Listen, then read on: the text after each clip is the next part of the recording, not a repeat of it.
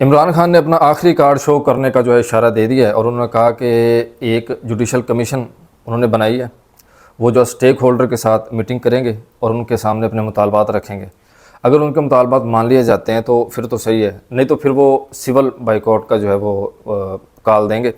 Civil boycott کیا ہے اور اس کا کیا نقصان ہو سکتا ہے، اس کے اوپر بات کریں گے، لیکن اس سے پہلے جوڈیشل کمیشن میں عمران خان نے جن کا نام ظاہر کیا ہے وہ عمر ایوب صاحب، حامد رضا، سلمان اکرم راجہ، اسد قیصر، یہ لوگ شامل ہیں۔ تو سٹیک ہولڈر کون ہے؟ سٹیک ہولڈر وہ ہوں گے جن کے پاس اس ٹائم اختیارات ہیں۔ تو واضح طور پر انہوں نے حکومت یا اسٹیبلشمنٹ کا نام نہیں لیا ہے، اس کے علاوہ انہوں نے یہ بیان دیا ہے کہ اپنے مطالبات سامنے رکھیں گے۔ دو مطالبات ہیں، وہ کون کون سے ہیں؟ ایک تو مطالبہ یہ ہے کہ جو کارکنان کو گرفتار کیا گیا ان کی رہائی کا مطالبہ، دوسرا 9 مئی اور 27 نومبر کے جو کیسز ہیں ان کے اوپر انکوائری کا مطالبہ ہے، جو کہ ایک جائز ہیں۔ بالکل بھی عمران خان نے اپنی رہائی کا اس میں مطالبہ شامل نہیں کیا اور مینڈیٹ کا بھی وہ مطالبہ شامل نہیں کیا۔ یہ دو ایک جائز مطالبات ہیں، اور اگر یہ مطالبات نہیں مانے جاتے تو اس کی ذمہ داری پھر حکومت کے اوپر ڈالی ہے۔ سول بائیکاٹ اب کیا ہے اور اس کا کیا نقصان ہو سکتا ہے، یہ جاننا بہت ضروری ہے۔ سول بائیکاٹ کا زیادہ تر انحصار وہ اوورسیز پاکستانیوں کے اوپر ہے۔ اوورسیز پاکستان جو کہ بیرون ملک سے پاکستان پیسے بھیجتے ہیں، ان سے جو ریمیڈنس بنتا ہے وہ 26.5 ارب ڈالر ہے، اور یہ ایک بہت بڑی رقم ہے، اور اس وقت پاکستان اس کے اوپر بہت زیادہ ڈیپینڈڈ ہے۔ ویسے تو دوسرے ممالک وہ ریمیڈنس کے اوپر بالکل بھی ڈیپینڈڈ نہیں ہوتے، بہت چھوٹا سا حصہ ہوتا ہے، لیکن پاکستان مکمل طور پہ اس کے اوپر ڈیپینڈڈ ہے۔ پاکستان کی آپ حساب لگا لیں کہ ایکسپورٹ اس سے پاکستان کو اتنا پیسہ نہیں ملتا جتنا اوورسیز پاکستانوں کی یہ ریمیڈنس سے ملتا ہے۔ تو اس سے آپ اندازہ لگا سکتے ہیں کہ حکومت کو کتنا بڑا نقصان ہو سکتا ہے۔ اس کے لیے عمران خان اوورسیز پاکستانیوں کو ایک کال دیں گے کہ وہ جو بیرون ملک سے پیسہ بھیجتے ہیں وہ محدود کر دیں۔ بالکل ختم تو وہ نہیں کر سکتے، لیکن اگر وہ ان کی ضرورت 50,000 کی ہے اور وہ پہلے 1 لاکھ بھیجتے تھے، تو اب وہ 1 لاکھ کے بجائے 50,000 ہی بھیجیں۔ اس سے بہت زیادہ فرق پڑے گا، اور اوورسیز پاکستانیوں کی جو بڑی تعداد وہ زیادہ یورپ اور گلف کنٹریز میں موجود ہیں۔ اب دیکھنا یہ ہوگا کہ اوورسیز پاکستان عمران خان کی کال کے اوپر لبیک کیسے کرتے ہیں۔ 27 نومبر کے اوپر حکومت اور اسٹیبلشمنٹ کی ایک نئی جنگ چھڑ گئی ہے، جو کہ دونوں ایک دوسرے کے اوپر ملبہ ڈالنے کی کوشش کر رہے ہیں۔ دونوں کے بیان آ رہے ہیں۔ فیصل واوڈہ آپ کو پتہ ہے اسٹیبلشمنٹ کے ایک خاص آدمی ہیں، انہوں نے عظمیٰ بخاری کے اوپر بہت زیادہ تنقید کی، اس کے علاوہ اور لوگوں کے اوپر بھی کی، اور یہاں تک کہہ دیا کہ اب یہ بالکل ختم ہو گئے ہیں۔ اس کے برعکس بلاول بھٹو کی وہ بہت زیادہ تعریف کر رہے ہیں۔ ایسا لگ رہا ہے کہ جیسے اگلے وزیر اعظم وہ بلاول بھٹو بننے والے ہیں۔ اگر بلاول صاحب پڑھا لکھا آدمی ہے تو میں کیسے کہوں وہ جاہل ہے؟ اگر وہ جینوئنلی بغیر سرجری کے 36 سال کا نوجوان ہے تو میں کیسے کہوں وہ بوڑھا ہے؟ اگر وہ سوبر ہے تو میں اس کو کیسے کہوں وہ ایکٹر ہے؟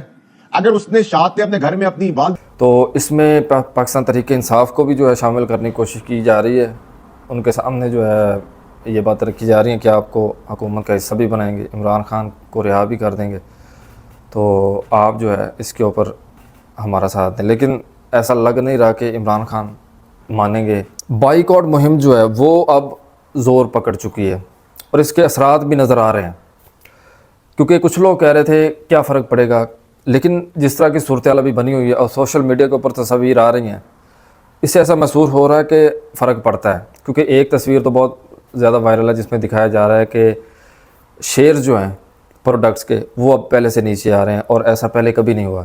اس کے علاوہ شاپنگ مال ہیں ان کے اندر ڈسکاؤنٹ آفرز لگ گئی ہیں، تو اس سے ثابت ہوتا ہے کہ بہت زیادہ افیکٹ پڑا ہے، اور لوگوں نے اس کے اوپر رد عمل بھی دیا ہے۔ بہت سے لوگوں نے وہ عسکری بینک کے اکاؤنٹ، اپنے چیک بک وغیرہ وہ جلا کے بہا دی ہیں۔ اس طرح کی ویڈیو سامنے آ رہی ہیں، اور کچھ لوگوں کے بیانات بھی سامنے آئے جس میں انہوں نے کہا ہے کہ یہ ایسا مت کریں۔ جیسا کہ بریگیڈیئر اشفاق صاحب ہیں، انہوں نے کہا ہے کہ یہ شہیدوں کے ان سے چولہے جلتے ہیں تو بائیکاٹ مت کریں۔ اس کے علاوہ مجیب الرحمان شامی صاحب، ان کا بیان آیا کہ یہ بائیکاٹ شرمناک ہے۔ تو اس کا مطلب ہے کہ فرق پڑا ہے، اگر فرق نہ پڑتا تو ایسے بیانات وہ سامنے نہ آتے۔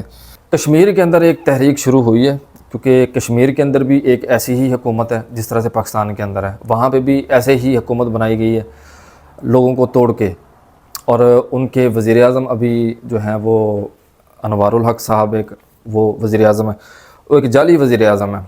वहाँ पे भी जो तहरीक है, एक तो एहतजाज की शक्ल में पहले लोगों को गिरफ़्तार किया गया, कुछ मुतालबात थे उनके जो नहीं माने गए, गिरफ़्तारियाँ हुई, गिरफ़्तारियों के बाद अवाम ने अब रद्द-ए-अमल दिया है, कुछ मुतालबात हैं उनके लिए तहरीक अभी शुरू हुई है जो कि बहुत तेज़ी से ज़ोर पकड़ रही है, और इस तहरीक के अंदर पाकिस्तान के दाखिली रास्ते भी बंद करने का इशारा दे दिया गया, और इस तहरीक को हमारा मीडिया मुकम्मल तौर पे इग्नोर कर रहा है, किसी भी चैनल पे इसकी बात नहीं की जा रही, और नताइज जो है ख़तरनाक हद तक भी जा सकते हैं, क्योंकि जहाँ पे जाली हुकूमतें होती हैं वहाँ पे इंसानी हकूक़ मुकम्मल तौर पे ख़त्म हो जाते हैं, और जब इंसानी हकूक़ ख़त्म हो जाएँ तो इसके नतीजे में फिर आवाम रद्द-ए-अमल देती है और ऐसी तहरीकें फिर शुरू होती हैं।